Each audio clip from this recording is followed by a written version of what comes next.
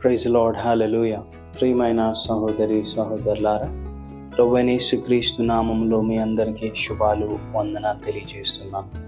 మనము ప్రతిరోజు చదువుకుంటున్న ర్యాప్సోడీ ఆఫ్ రియాలిటీస్ దేవుని వాక్యము మన జీవితాల్లో అనేకమైన మార్పులకు కారణమవుతుందని నేను విశ్వసిస్తున్నాను.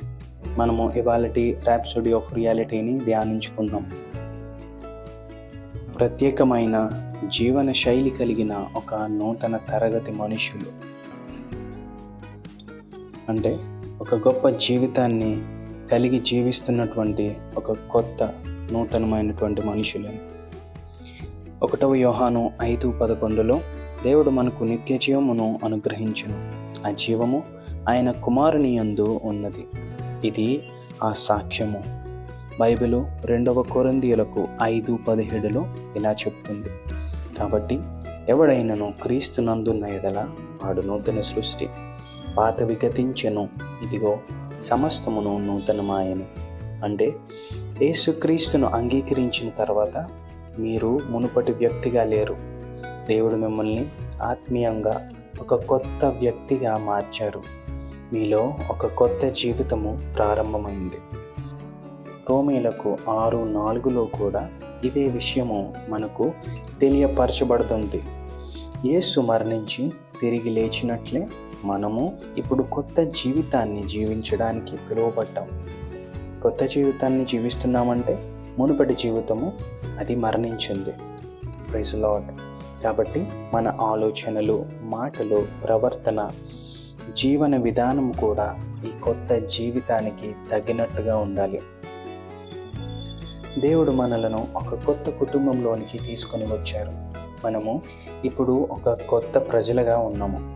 మన జీవితము ఏదో లోకములో సాధారణమైనటువంటి జీవితము కాదు. దేవుని నుండి వచ్చిన కొత్త జీవము మనలో ఉంది. కాబట్టి మనది సూపర్ న్యాచురల్ జీవం. దేవునికి స్తోత్రం. ఈ విషయాన్ని అపోస్తలుడైన యోహాను చాలా స్పష్టంగా మనకు తెలియజేశారు. యోహాను గారు కుమారునిలో జీవం ఉంది అని మాత్రమే చెప్పలేదు. ఆయన ఏం చెప్పారంటే ఈ జీవము ఆయన కుమారుని యందు ఉన్నది అని ప్రత్యేకంగా చెప్పాడు. ఎందుకంటే ఆయన మాట్లాడుతున్న జీవం సాధారణమైనటువంటిది కాదు. అది దేవుని సొంత జీవం. దేవుని యొక్క ఓన్ లైఫ్, ఆయన జీవం మనలో ఉంది. దేవునికి స్తోత్రం. 1 యోహాను 1:2 ఆ జీవాన్ని నిత్య జీవము అని పిలిచారు. అది ఎప్పటికి నశించని జీవం. అది దేవుని నుండి వచ్చిన జీవం. ఈ జీవము మనల్ని ఈ లోకంలో ఉన్న ఇతరుల నుండి కూడా ప్రత్యేకంగా నిలవబెడుతుంది. 82 కీర్తన 6వ వచనంలో మీరు దైవములనియు మీరు సర్వోన్నతుని కుమారులనియు మీరు ఎరుగరా అని వాక్యం ఇలా చెబుతుంది కదా. ఈ వాక్యము మనం దేవుళ్ళమని కాదు, కానీ దీని అర్థం ఏమిటంటే మనము దేవుని పిల్లలము, ఆయన స్వభావాన్ని, ఆయన జీవాన్ని పొందిన వారము. అందుకే మన జీవితంలో దేవుని లక్షణాలు కనిపించాలి. బైబిల్ ఇంకొక గొప్ప సత్యాన్ని చెబుతుంది.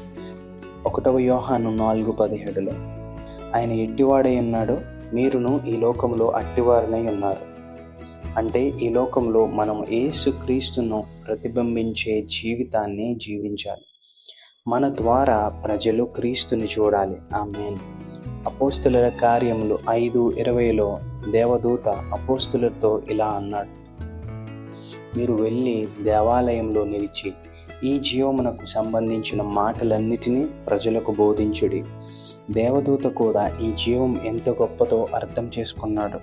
ఇది సాధారణ జీవితం కాదు, ఇది దేవుని జీవం.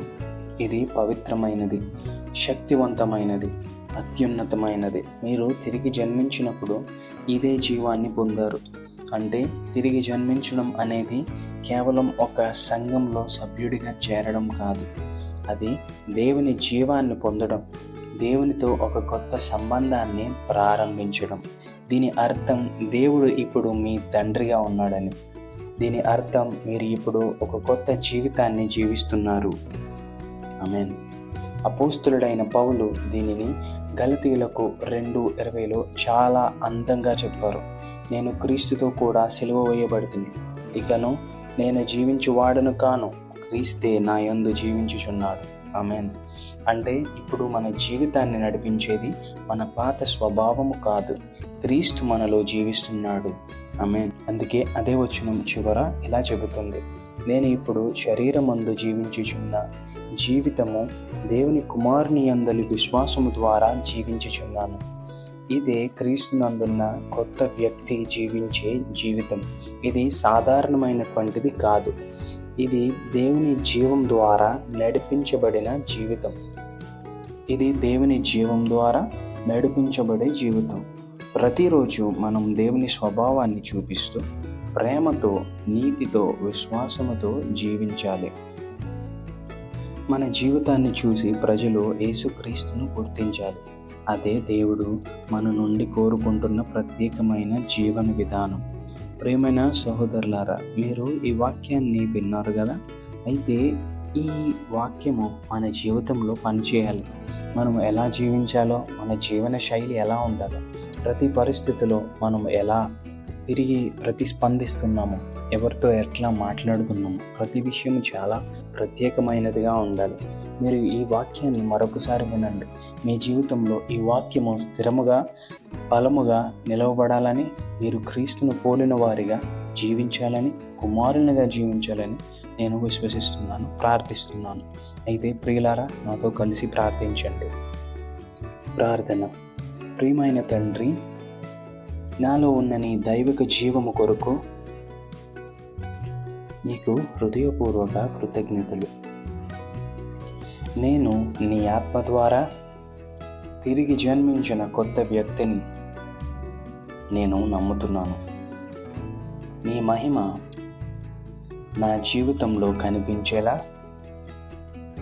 నన్ను నడిపిస్తున్నందుకు నీకు స్తోత్రం. ప్రతిరోజు నీలో నడుస్తూ, నీతిలో ఉంటూ, పరిశుద్ధాత్మ నడిపింపులో జీవిస్తూ, నా మాటల ద్వారా, నా పనుల ద్వారా, నా జీవితమంతా క్రీస్తును ఇతరులకు తెలియజేసే వ్యక్తిగా ఉండాలని కోరుకుంటున్నాను. నీ దైవిక స్వభావము నా జీవితంలో ప్రతిరోజు కనిపించునుగాక. యేసు నామములో ప్రార్థిస్తున్నాను. ఆమేన్.